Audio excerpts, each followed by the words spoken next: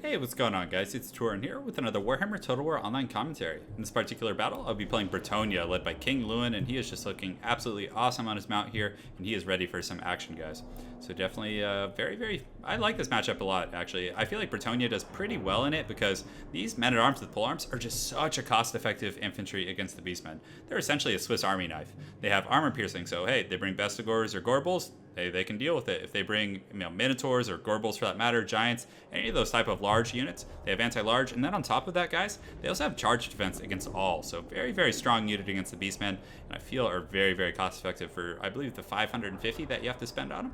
So then I also have three groups of peasant bowmen here. Pretty decent. Beastmen have low armor across the board, generally speaking. So these guys are pretty good at whittling them down. An additional men-at-arms back here with polearms. Then I also have a damsel here who is nice and triggered. She's ready to party and instill some justice on my opponent. Hopefully. That's the idea, guys.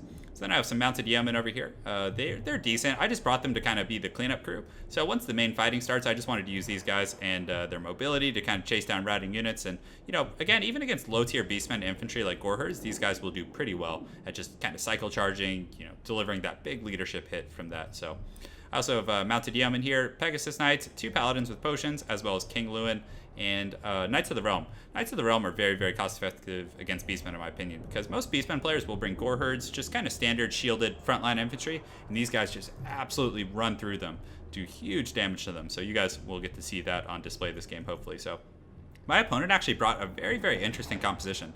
He has a mixture of Minotaurs mixed in with Chaos Hounds, as well as I believe he has a group of Poison Hounds around here somewhere. Then he has more Minotaurs here, Kazarak the One-Eye, but more importantly, he actually has this huge force over here. I didn't see any of this. This caught me completely off guard. So he has some Ungor herds as well as Ungor raiders. They all have stock. So I don't know any of those are there, and these Knights of the Realm have no idea that this is here until they get just a few feet away there. So I thought it was some sort of a cheese, or maybe like these Gorbals were just carrying like 10 potions apiece or something. But regardless, when I looked up at the meter bar there, I quickly knew something funny was going on. So regardless, he brings his Chaos Hounds up to harass, and my Yeomen and Peasant Bowmen exchange. It's just some initial harass and fire on those guys. They're able to do some decent damage, but my Knights of the Realm quickly discover that something is not right, and they also take a bunch of missile fire in doing so. But thankfully, they are shielded and very heavily armored, so they will survive that engagement. So I immediately start retreating my army down the hill, my main force, because I didn't want to have these guys coming in right on my flank here and be out of position for that. But at the same time, I realize these are weak infantry, and the Knights of the Realm will just run these guys over, and we'll give you guys a nice scenic view of that here. And you can see they take a nice tumble past the camera. And at the same time, guys, they're just going to ride right through and get onto these missile troops. So this one group of Knights of the Realm is generating massive value for me right now. And if you guys take a look at the HP of those Ungor herds, they're pretty much shaken and down to about 60% of their HP. And you can see the Ungor raiders just flying into the screen there. Very, very cool. So basically, my kind of idea of this game is that the peasants, I would just retreat down the hill and use this force to clean up most of his low-tier army here, and then just have these guys survive as long as they could against the Minotaurs and the Hounds and all of that different stuff over there. Also, guys, another thing that's very nice about the Paladins and Bretonnia in general is Paladins are a very resilient unit. They're not the most highly armored, but with the Potion of Toughness and their mobility, you can usually sick them on an elite unit like Minotaurs, and not only will they distract them for several minutes, but you also have that Potion of Toughness to really, really just keep them steady. So at the same time, the battle has commenced down here, and the men-at-arms with polearms are doing a good job at holding back the Minotaurs and other large units, and they're going to do very well against the Hounds, who have very, very low stats. But regardless, these Minotaurs are the threat, and like I was telling you guys, they have anti-large, they are charge resistant, all of that. At the same time, he does have some gore herds, or razor gore herds, which do have anti-infantry, but I do pull some halberdiers to engage, but it is just too little too late, and they get in and do pretty good damage to me. But not before taking some damage themselves, and they're going to slowly start getting whittled down by these men-at-arms with polearms, hopefully. So the damsel is also here. She's casting Harmonic Convergence on my troops, and is also cursing the enemy troops to lower their armor and various other stats. At the same time, my Pegasus Knights, as well as my Knights of the Realm and other troops, they're kind of just circling around the back after cleaning up that Ungor stock army, and they're doing a pretty good job at dealing with these Minotaurs over here. And again, these Minotaurs, they're still, going to do decent against my troops because they are armor piercing and have very, very high weapon strength. But regardless, with King Louen there and just all of these troops, they're not going to last long. You can see they're quickly broken.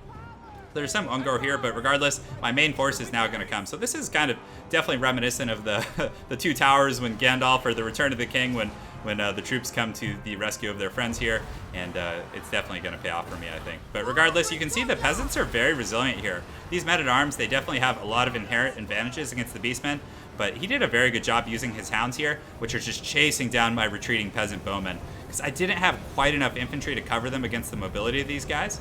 And, you know, the hounds, again, are very, very fast, so they're just kind of running through my troops. But regardless, the king has returned. King Louen is over here, and his Pegasus Knights and his Knights of the Realm are just cleaning up these Ungor troops. And at the same time, I'm getting a lot of decent buffs, and the Curse of the Midnight Wind also lowers the melee attack. So that brings him down to 30 melee attack, and also down to pretty low standing armor. So right now, you can see King Louen is over here. He's battling these Minotaurs, helping out some of these peasant bowmen, trying to rescue them. And man, Louen is just an absolute beast, guys. He has pretty substantial combat stats with 450 weapon strength. He also causes terror, which is really good against low-tier infantry, like, you know, for example, what the Beastmen bring to the table. Khazrak, on that same note, a lot of the troops that he brought with him with Khazrak were just high-tier Minotaurs. They were eventually whittled down through that attrition, but he is backing them up with some Minotaurs as well, so it is definitely not 100% over yet. As you know, the peasants can turn and run on a dime, but thankfully their king is here, and he's doing quite well for himself. But those Minotaurs, man, with those, I believe those ones have the great weapons. Those guys are going to do very well against King Louen. They're going to do well against Pegasus Knights, Knights of the Realm.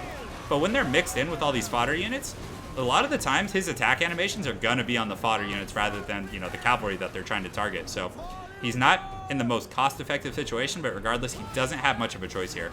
And you can see Louen is just cycle charging here. The damsel is just triggered and, you know, unleashing her wrath here with harmonic convergence, which is a great buff, by the way. Huge fan of that. Melee defense as well as melee attack, so definitely solid stats from that. And you can see Khazrak in the Gorbul. I think Khazrak actually, yeah, he's about to get slayed here. Definitely, Louen and the company are going to make sure he does not get away, but yeah, definitely a rough tiding for him. And on that same note, most of the Beastmen troops are kind of routed off at this point, although he does have some Minotaurs here, which are still steady, believe it or not, even though their lord just died here. And I think he has some hounds over here, as well as some Ungors up on the hillside. But regardless, I think that was all she wrote for our beastie friends over here. Yeah, and I think the last Minotaurs are now routing off. So you guys can see, in the Bretonnia versus Beastmen matchup, the men-at-arms with polearms, I mean, they didn't get the most kills, but regardless, they were fighting elite infantry. They were fighting Minotaurs, and they held their own. And if you guys take a look at their health right now, they're all in pretty decent shape. Something my opponent did very well is he caught me off guard with these Chaos Warhounds. He was able to run down a lot of my Peasant Bowmen. You can see they generated almost no value, but on that same note, the Peasant Bowmen were shooting at Minotaurs right out of the gates, and it's pretty hard for them to rack up a high kill count just shooting at Minotaurs. But, you know, the two Chaos Warhounds as well as the Razor Gore Herds did really, really well. So I think perhaps next time I may just bring a group of Peasant Bowmen and kind of supplement with more infantry, or perhaps another group of Knights of the Realm might be better as well. Because those Knights, look at that, 235 kills. Granted, it's against low-tier troops, but, you know, that strategy kind of worked out well, just kind of turtling with my main force and the damsel using her buffs and debuffs to keep them alive, while King Louen and company handled business. So, again, really good game to my opponent, Deny A. I look forward to seeing you again on Ladder, and I hope you guys enjoyed that Bretonnia game. More content coming soon. Stay tuned, and take care.